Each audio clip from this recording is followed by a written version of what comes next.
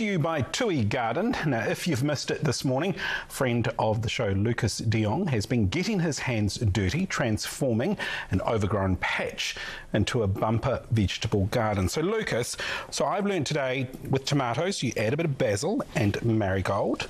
What else am I learning? Oh, you're going to learn a lot today, Daniel. Don't you worry about that. We're teaching, baby. We're teaching. We're getting it ready because there's just, like, honestly, you overestimate, but there was nothing here before. And in 1 month, we've turned it into this. And we'll come back next month and do even more. But we have been focusing on tomatoes because it is Labour weekend and it is getting warmer. And Hannah here from TUI is showing us what you can do if you don't have the space, right, Han? If you've got something a little bit smaller. Yeah, exactly. So, you know, this is a really great option. If you don't have a big garden like this, you can still plant tomatoes. So this product here, it's a self-watering planter, and it's perfect for tomatoes because it has these risers that can help it grow as it grows. So I'll be planting one of these today. So we're just going to pop our tomato in here, and like we talked about an hour ago, just around planting it a bit deeper to give the roots a little bit more chance of stability, especially when you're doing a single plant like this. So as you can see, we've just planted it in. We'll top that up with some TUI tomato mix shortly. There is a water reservoir at the front here, so you can fill that up with your hose. And if you're like me and you get a bit busy and you kind of forget to water sometimes, it's a really great option. Yeah, cool. And so then we'll get these risers here, and we'll pop these on. So this will just help it keep stable as it grows. And you can keep adding these as you go.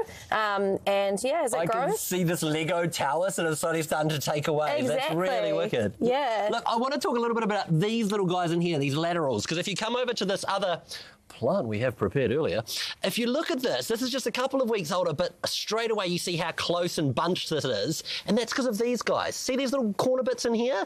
This is a lateral, and it hurts to do it, but you break them off because you want all this light and this oxygen. As this gets higher and higher and higher, you want that fruit to have that sunlight on it. There are heaps of laterals in here that you can do, and it may feel really counterproductive because these will have fruit on them, but oh, thank you very much, Hannah.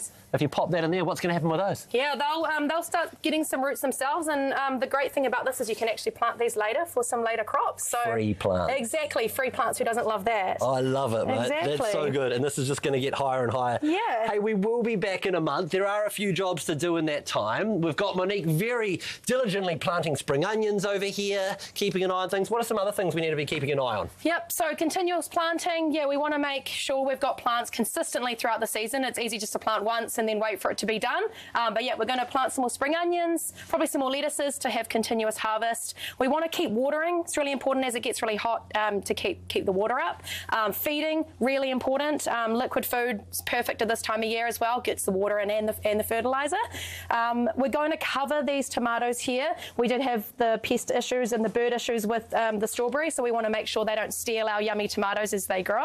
They go for it, eh? As soon as that red colour starts appearing, the blackbirds will just be bam and be in there. Yeah, hey, so we'll do that. Another thing I want to talk about, take a look at this little guy. If anyone recognises that, that's a little tiny baby cucumber. And again, I'm the bearer of bad news that I have torn that off the plant because now's sort of the time of year where some of these plants, there's a cucumber behind Monique there and stuff as well, they'll start to try and forming up these fruits. If you do take off a few of them now, the plant's just going to get a little bit bigger, Exactly, yeah. And then you're going to have a longer season, and off you go. But yeah, for more information on what you can plant in your area, jump onto our website. We've got so much information. Now's the perfect time to be in the garden. So yeah, awesome. Everything you need. Great, Hannah. Thank you so much. No worries. And guys, the job that I love at this time of year is going out with my head torch at night like a real weirdo and collecting slugs and snails. Have you ever done that before, Chris?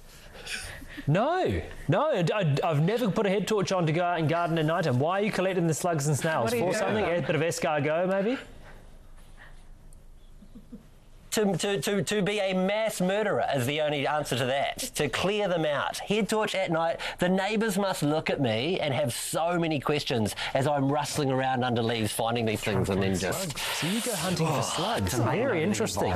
Yeah, those laterals, you've really got to stay on top of them, as Lucas said, and it's basically where you get the stalk of the tomato and then the leaves coming off. It's the bit that comes out of the middle of them. So if you're wondering what the lateral is, let's say you've got the leaf here, stalk here, starts growing out here.